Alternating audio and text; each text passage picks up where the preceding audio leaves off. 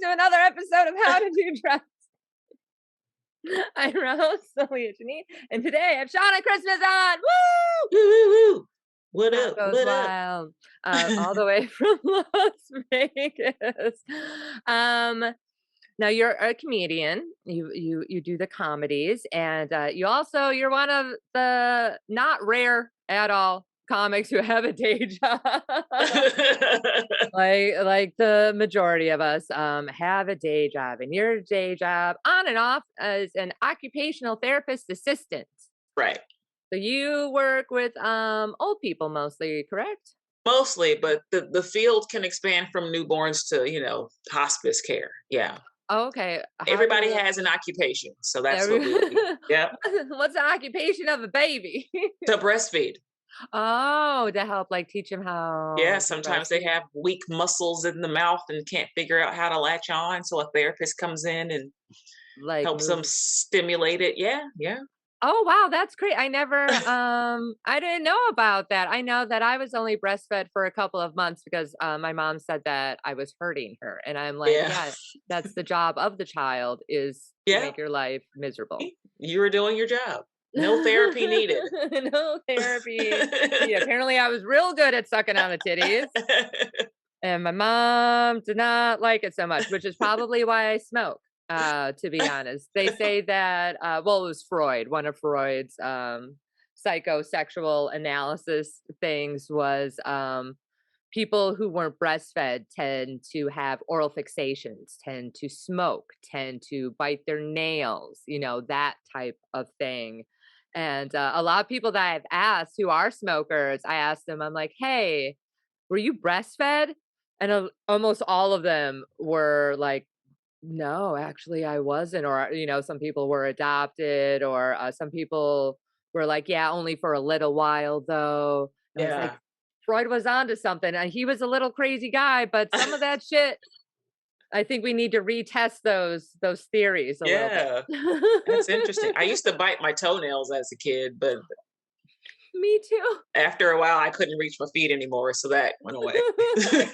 I could probably still do it. I just don't Yeah. because I'm in my fort, and now I'm like, that's disgusting. Right. I also used to I remember I would eat scabs on my knees or Okay. elbows. Now that's I've too far. I've definitely eaten a scab or two, and I definitely eaten boogers. I mean, you got to try it when you're younger. I think every kid has eaten a booger. They're like, "What is this? I'm going to stick it in my mouth," and then either they like it or they don't like it. I think at the very most I've had when I'm crying or I have a runny nose and the snot gets to my lip, I may have licked the snot, but I've Oh never yeah. intentionally eaten a booger, I Oh think. no, I've totally used to eat boogers. I remember, I want to say it was the 4th or 5th grade. I stopped. I remember I stopped because there was some type of school thing going on where kind of like the Olympics, there was plays, kids were all doing, it's like this exercise thing. We're playing different games against different classes and stuff. And they had videotaped it, and we were watching it, and I remember her name was Amy, and they had accidentally caught her picking her nose and eating her booger, and the whole school, everyone saw it. Oh And, no. and I felt so embarrassed for her. I'm like, wait, you guys don't eat your boogers too? I thought that was a normal thing. No, oh, we shouldn't eat our boogers. I'm like, okay, so I stopped eating my Glad that wasn't me. Learning the hard way. It's just learning by boogers. proxy. Oh, Yeah, yeah. Yeah, at least it wasn't me. At least it was somebody else, but I still experienced her shame. yeah. Obviously, I wasn't as embarrassed, but I felt that shame. I was like, "Oh, we're not supposed to do that. I didn't know. I should tell my brothers to also stop eating burgers."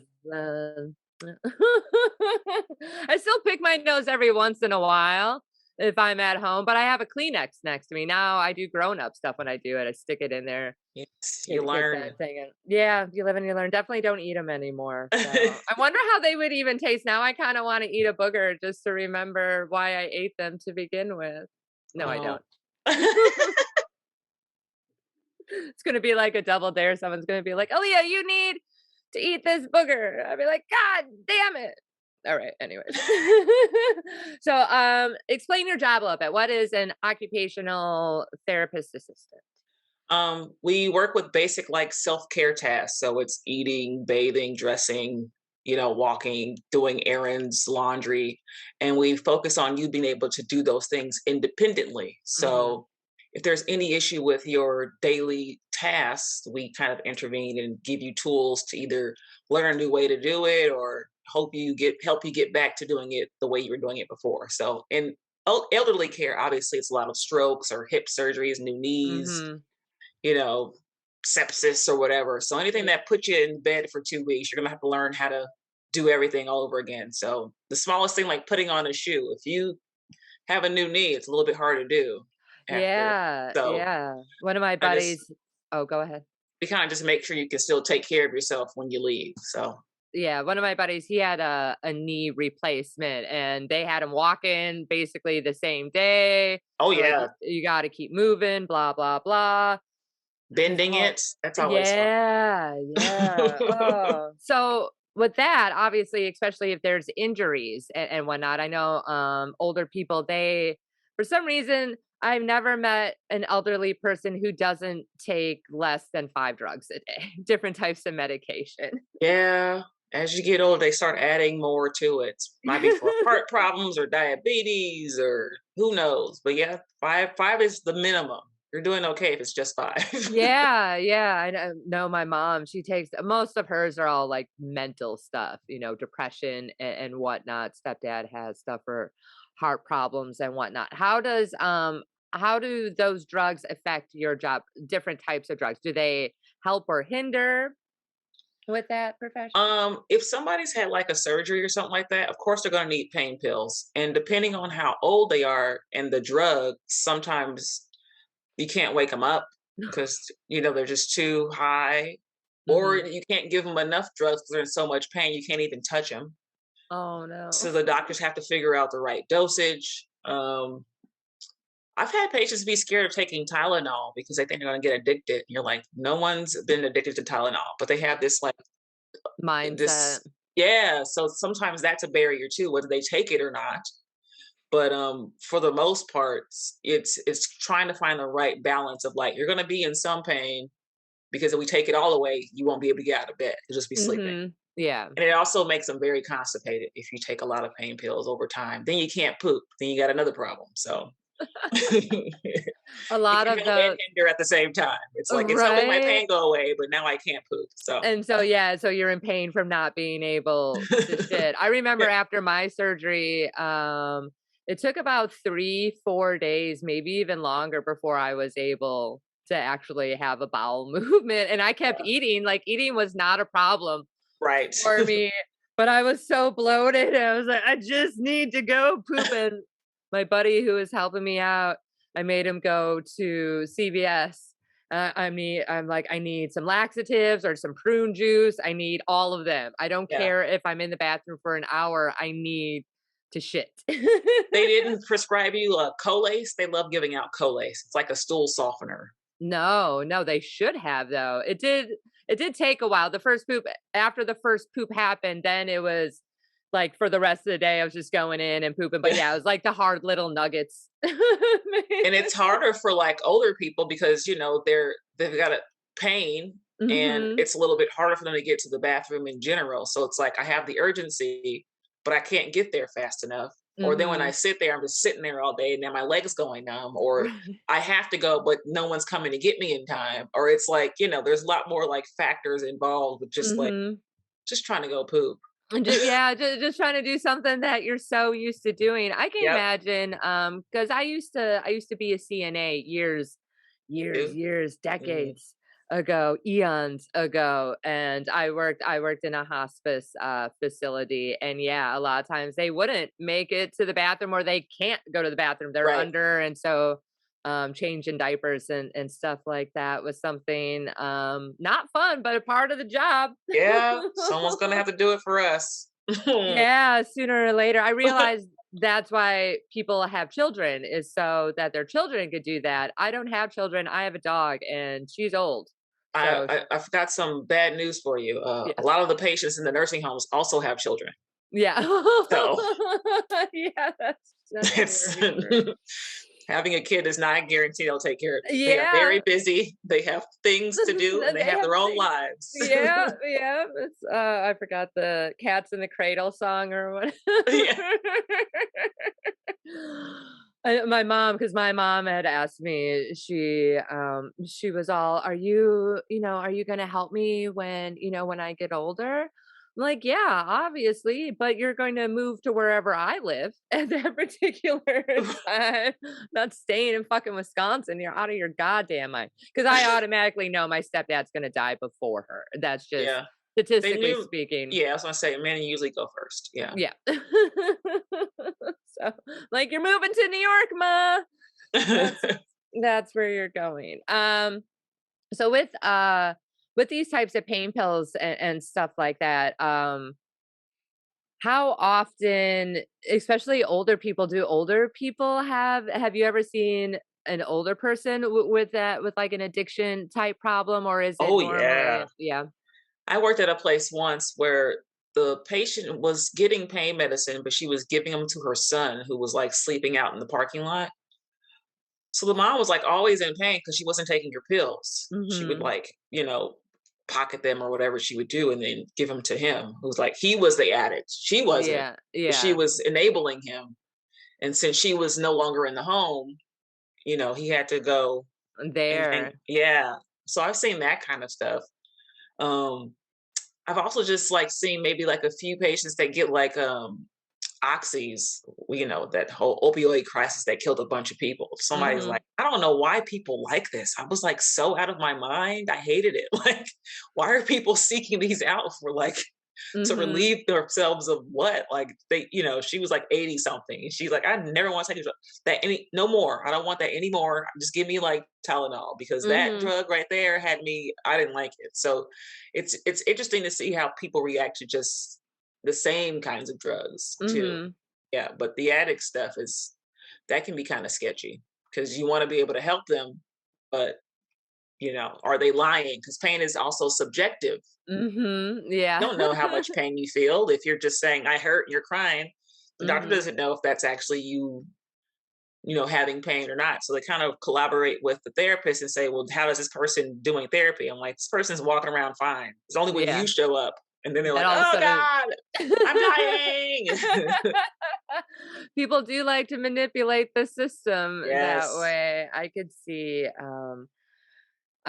that. And age doesn't really have a factor in that. It's pretty much all ages when it comes I feel to. like if you were like that when you were younger, it just continues. You Oh yeah, never once just an meet a addict. new Oh yeah, you don't just meet a new addict at like 80. Like you've always kind of had a personality that's geared towards it. And maybe you're like yeah. trying to get sober later on and maybe you don't want the drugs because you've been sober for so long, but you never find Yeah. like a fresh addict after 75 or something like That would be pretty, I mean, it would be bad, but also kind of hilarious. I that. mean, honestly, that would be the best time to become an addict because you only have a couple years left.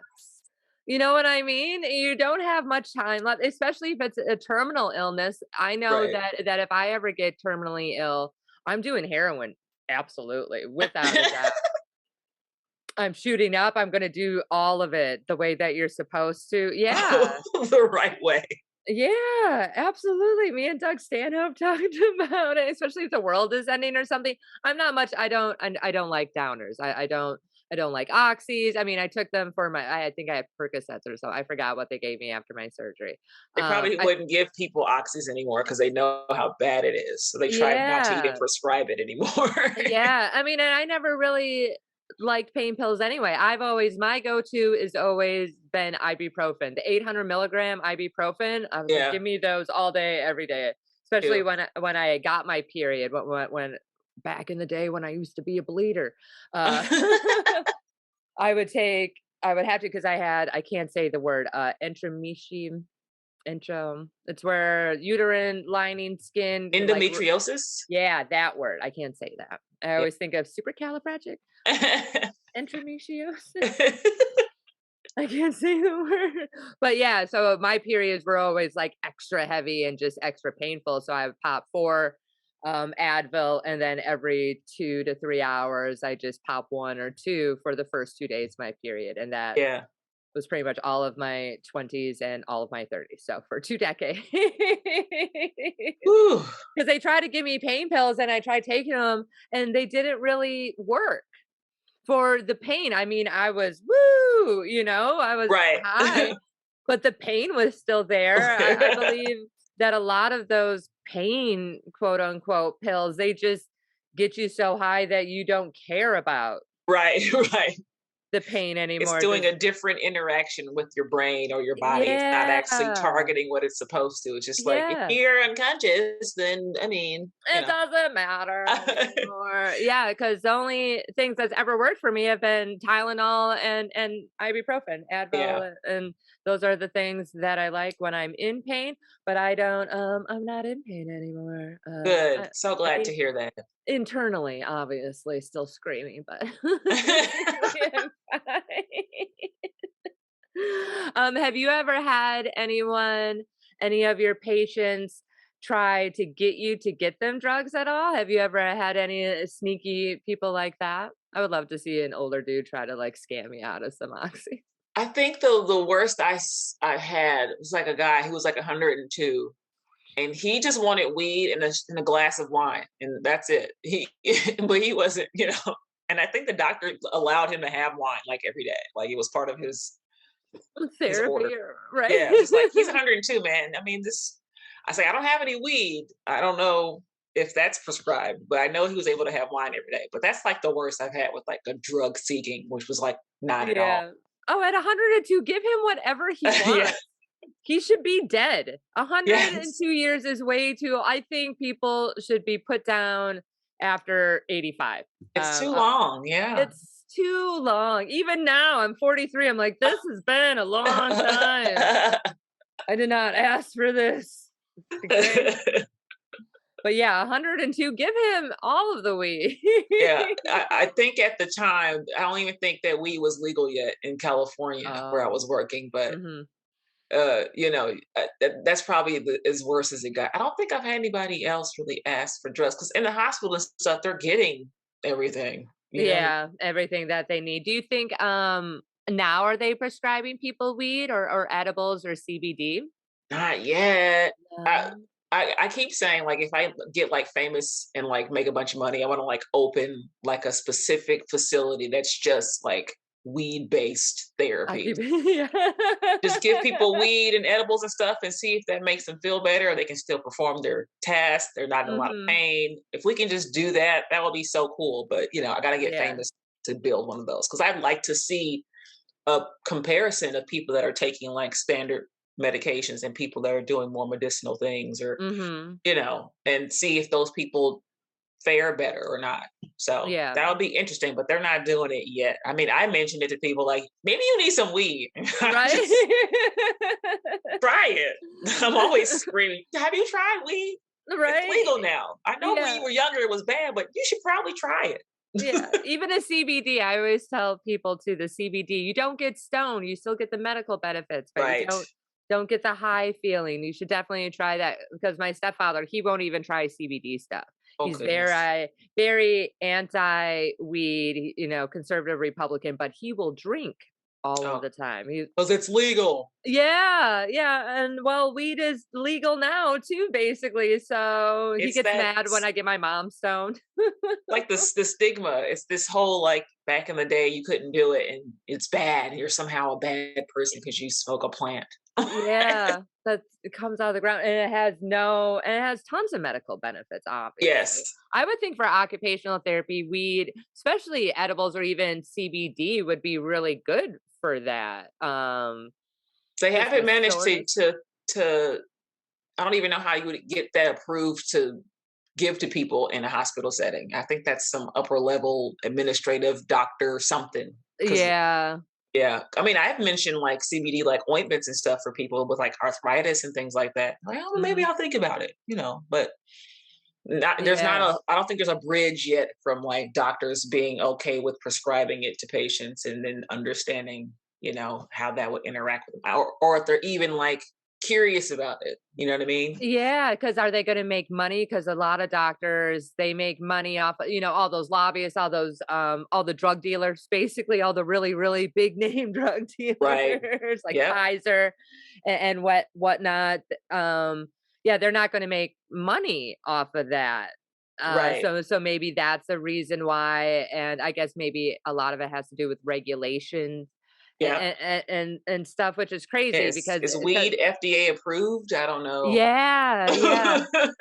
That's an excellent question. Is weed FDA approved enough to where doctors can prescribe it? Because I would think, especially as a doctor, someone who went to school to help people would want to help people in the best way. And if weed or even like CBD is more beneficial and less addicting and has Right.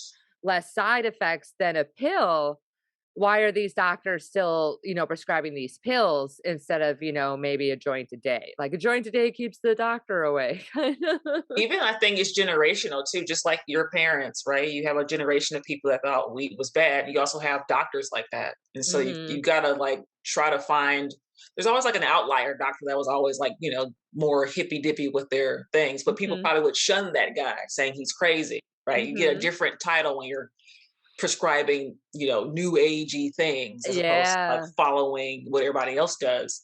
So I hope with like the younger generation of doctors that are more aware of these kinds of things, they can try to introduce that more into, a more commonplace thing to give to people because it's a little bit harder to get the older ones to even open their Yeah. mind to that possibility that it might be Yeah. another to it.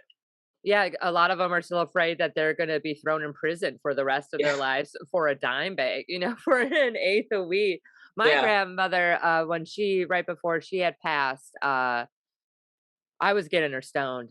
And she loved it. Yeah, she would Yeah. totally she was an old person who did not have a problem with it, which explains her children and why I am me. Probably. Yep. But yeah, she didn't mind it at all. And I remember my uncle's girlfriend at the time was telling me that I shouldn't be, getting my grandmother stoned.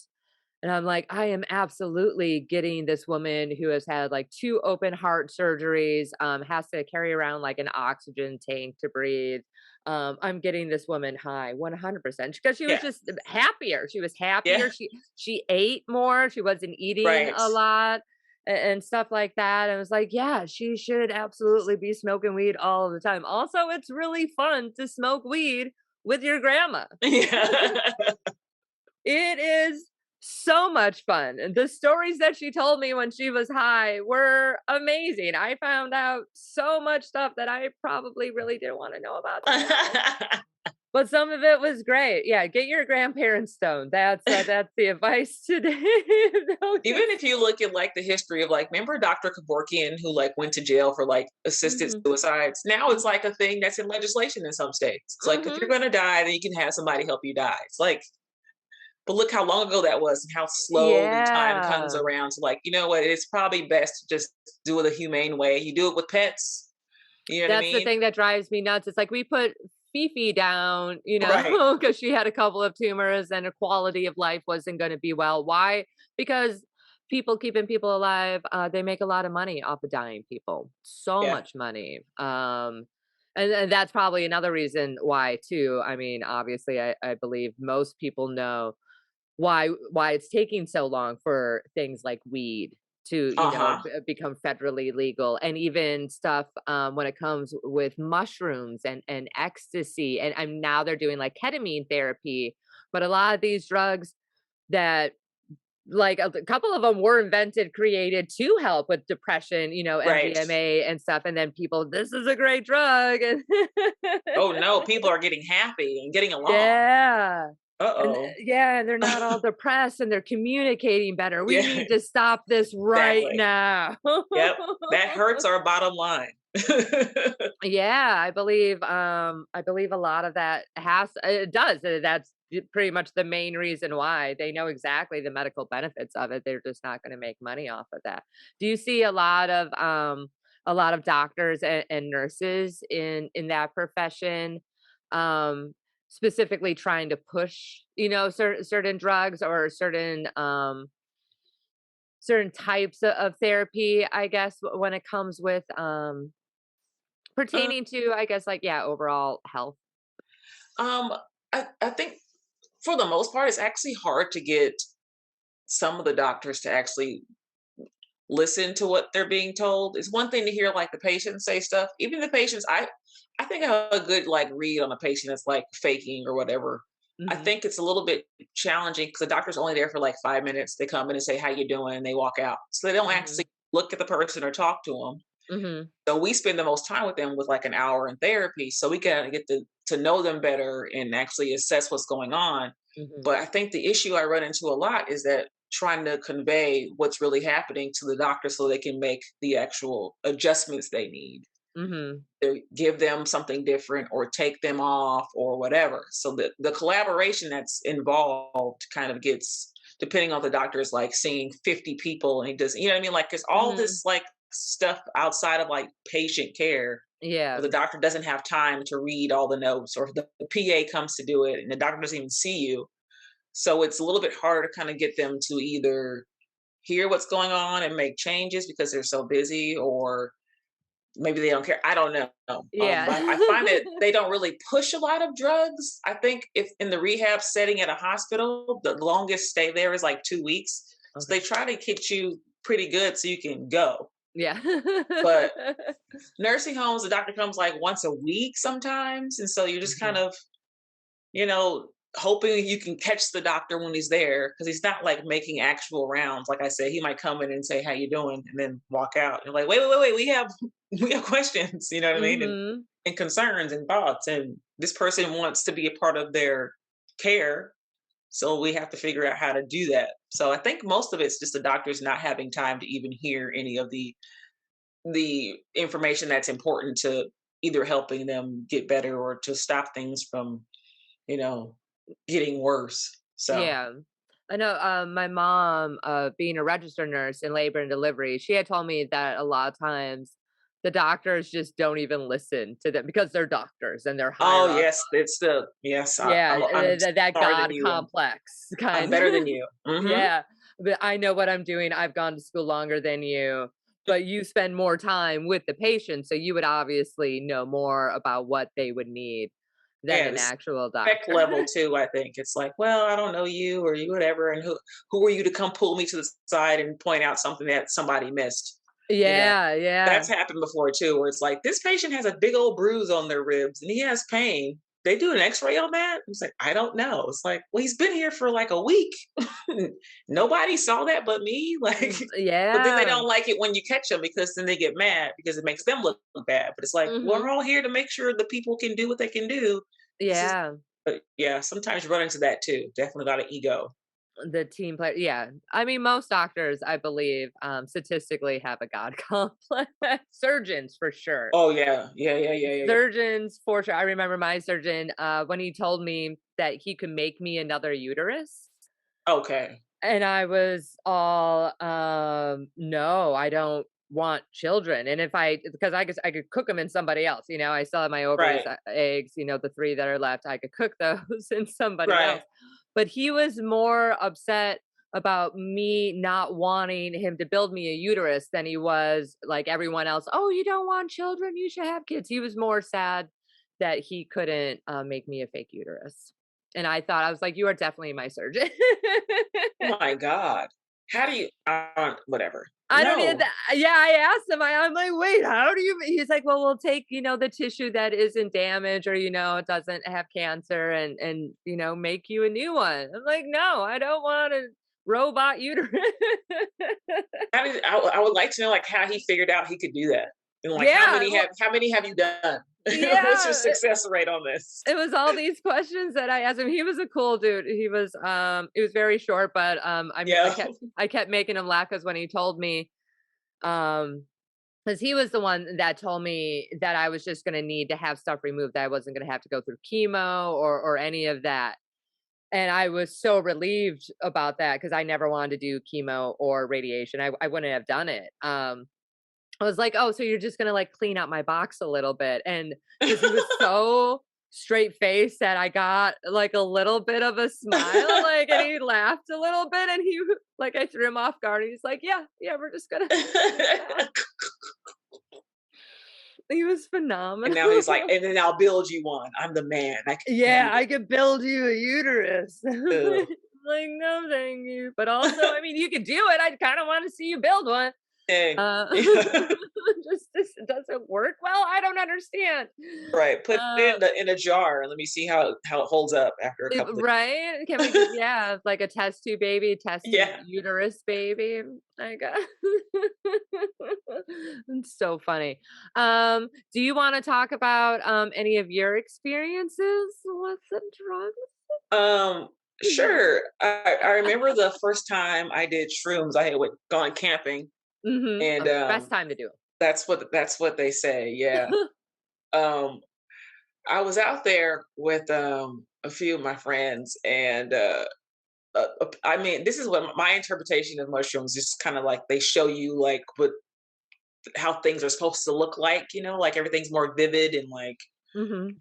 profound. And I remember sitting around the campfire and looking at one person who was with us being like, this guy's an asshole. Like, it just kind of revealed this person as his true person, Mhm, like not the mhm. fake one he always runs around with. And I think he could sense that I saw him for who he really was. He just kept trying to keep everybody away from me for the rest of the trip. Oh my Yeah, goodness. it was That's really weird. That I was just yeah. like, these people are cool, but there's something up with this dude. And I don't know what it is, but I don't like it. And you could just tell he was like, shit, she can see me. Yeah. Oh my goodness, that's Yeah, he hilarious. turned out to be like a really bad narcissist who's just like a liar and all that kind of stuff. It's like, see, I Oh, knew when I did the shrooms that one night, I knew yeah. Oh, it. narcissists are very charming. Yeah, a lot of times you can tell, but yeah, you give them something like that and their true selves definitely. Yeah. That was like my first experience. So now I'm like, if I do shrooms, I want to like look at the birds Yeah, or and the be around moon. people that you're know and comfortable with kind Yeah. of thing. I don't take a lot of them. Like the last time I shroomed, I put like I forget how many because my friend like grinded them up and I put them in orange juice for like 5 hours or something like that, and I just Mhm. drank it. And I went to this park and watched like airplanes go by. And while I was sitting there, like maybe two or three little kids just kept walking up towards me, and I didn't know what that meant. Like there was like a walking path, and a Mhm. man was with this little boy who had like McDonald's fries. And the boy kept like pulling his dad towards me on the grass. And his dad's like, I don't know why he's doing that. I was like, so weird. He was so surprised that this child would not stop like being drawn to my little blanket. And I don't know what that meant, but it used to be just like animals would like Mhm. hang out next to me.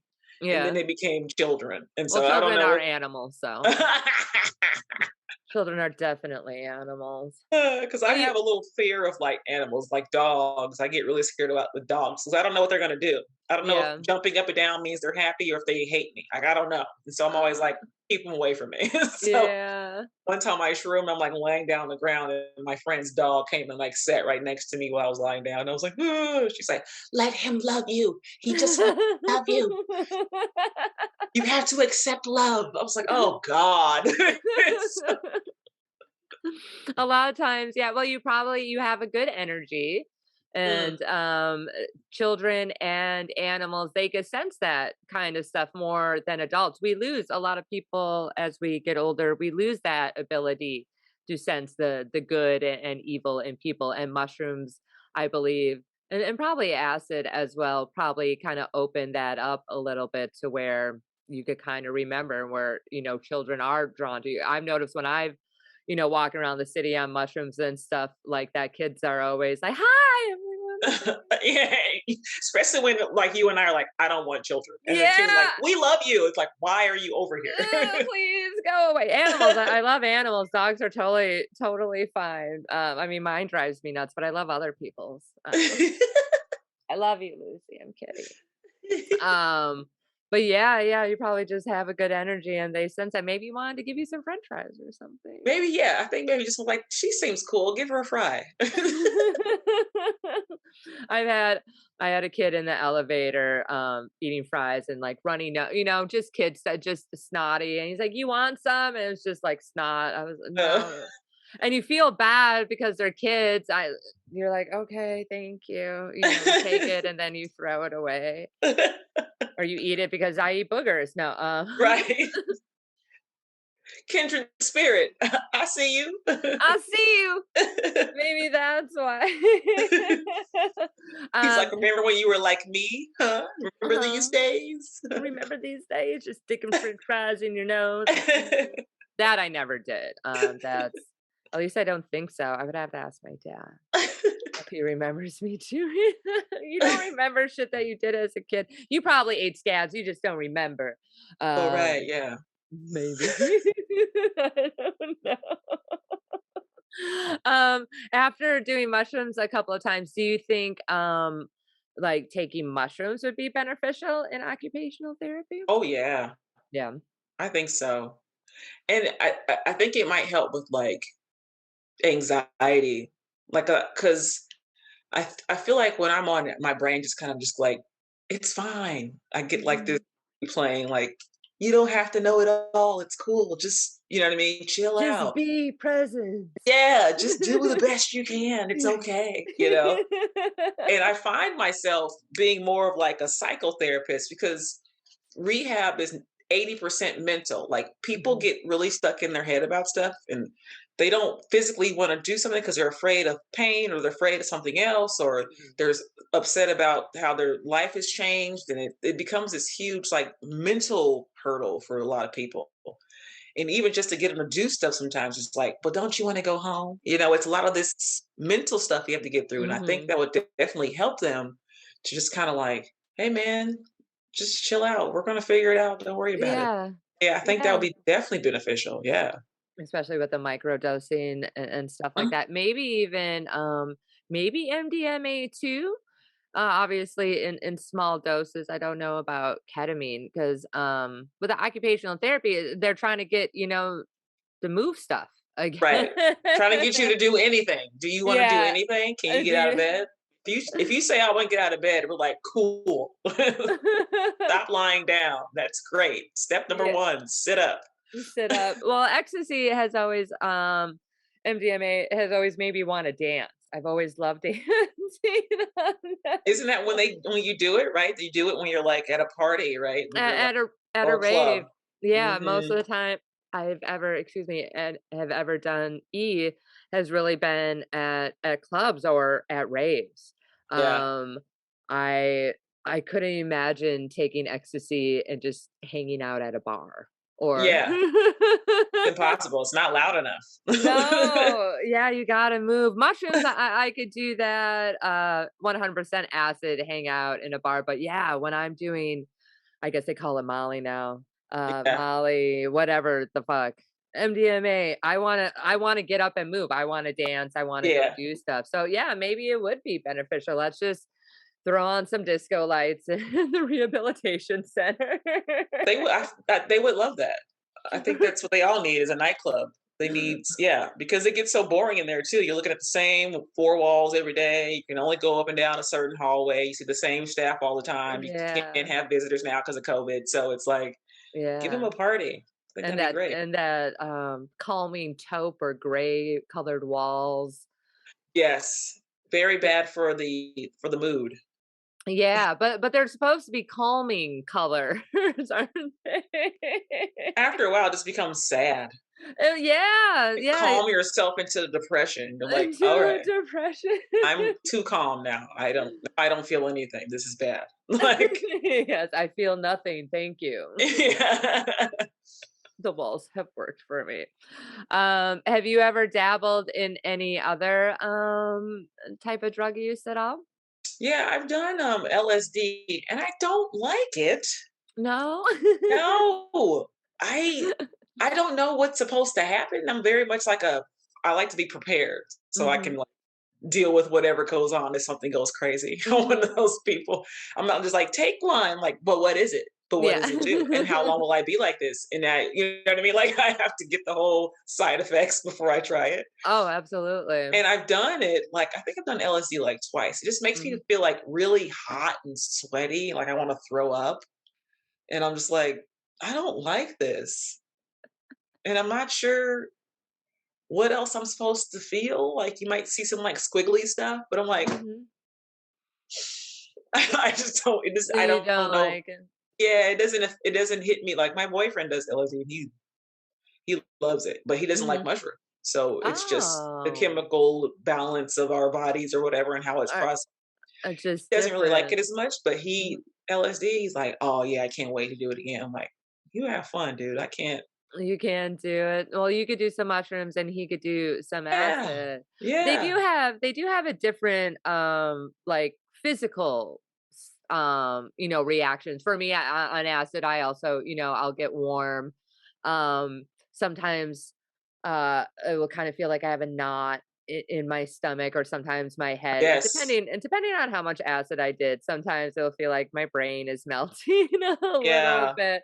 But as far as visually and mentally, they're kind of the same for me. They have the same effect. Acid's stronger. Yeah. Definitely has more of a stronger effect mentally, but a lot of times they're very similar for me when it comes with and the visual and what the fuck did I just say? And the mental aspect Yeah. of it. But the physical, yeah, is a lot different. I can eat on both. I could Yeah, I eat get really hungry. right. I don't Yeah. know Yeah. why on shrooms I get so hungry. Yeah. Yeah.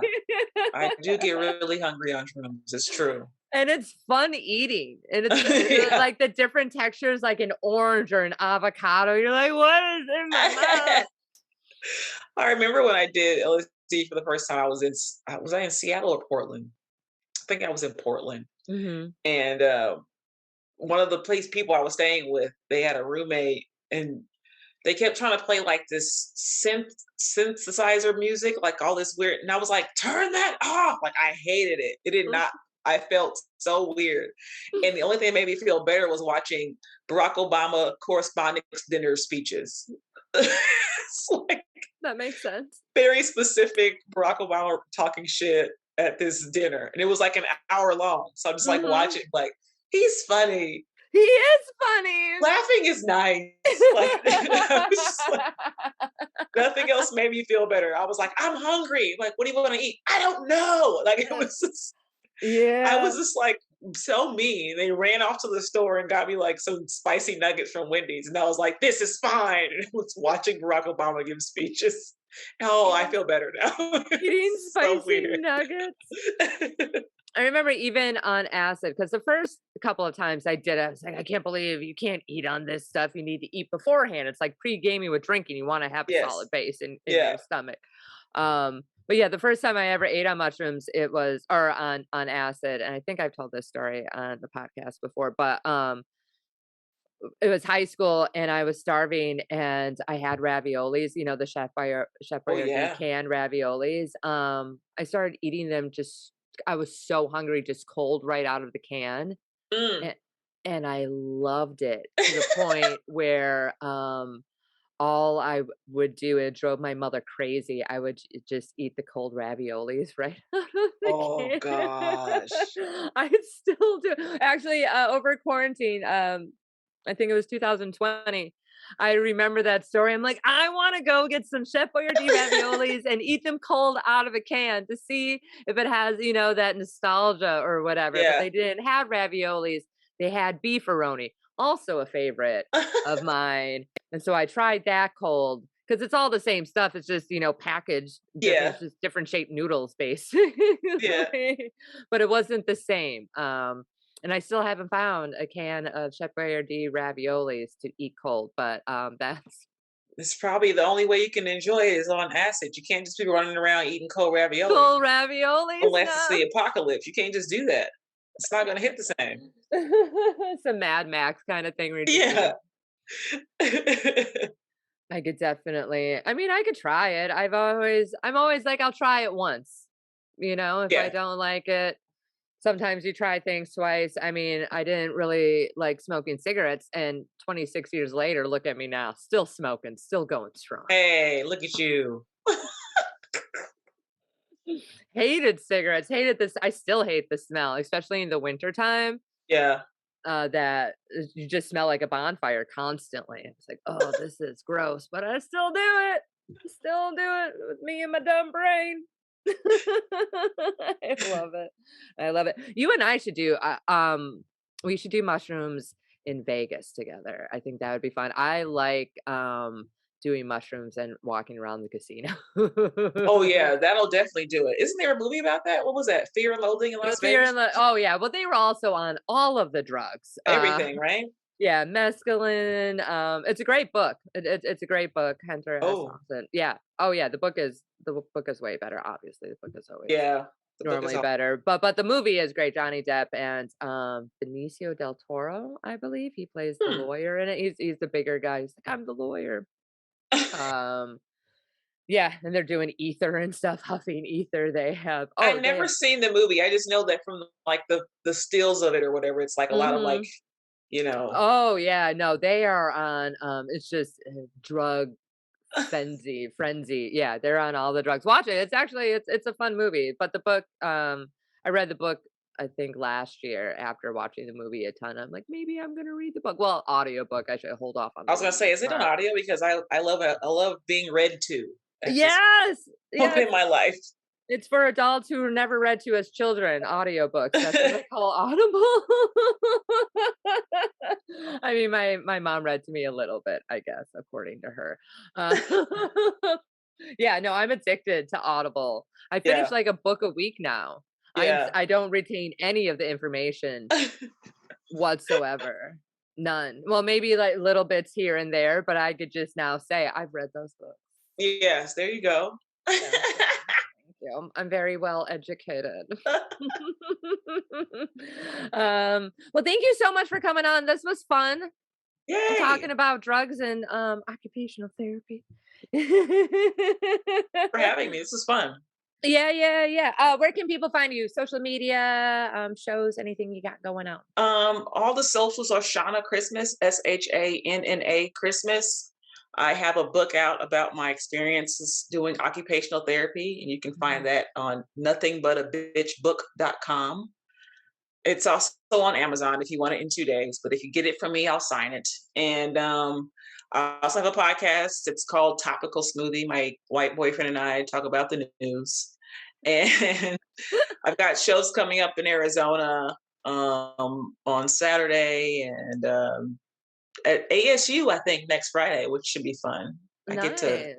make some little 21-year-olds laugh, hopefully, or cry, depending on, sensitivities of the audience. So, Yeah, performing in colleges definitely has to be interesting now because someone asked me if I wanted to do it and I swear I'm not a clean comic.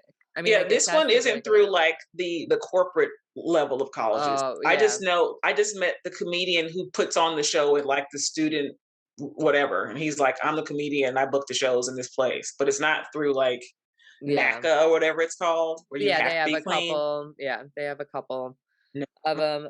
I'm found like, that. I could do it, but I have a history and a lot of them probably know who I am from a different that's Right, why right. Are you sure? yeah. Google Uh, exists. yeah, yeah. Unless I was doing something of a sex ed kind of thing and using That would be comedy. fun. I wanted to do that after I got my PhD because even just having a bachelor's or even getting my master's, until I have that doctor in front, I don't believe a lot of colleges will allow a porn star to go and talk to their students about fucking. Oh, their That whole loss. stigma. Literally the best person to go talk to young people Yes. about porn and sex. But their parents are gonna be mad about it, even though they probably know who you are too. And, Yeah. it's fun Couples sucks. love me too. Couples, I've always had a lot of couples that loved me, which is always nice. You get both of them in there. Uh, you can obviously find this wonderful podcast on all your podcast platforms, Apple, Podcast, Spotify, Audible, Amazon. And you too, please rate and subscribe. You can find us on social media at How to Do Drugs Pod on Twitter and Instagram. You can find me via Leah Janine on Twitter and Aaliyah.Janine on Instagram. All right. Thank you so much.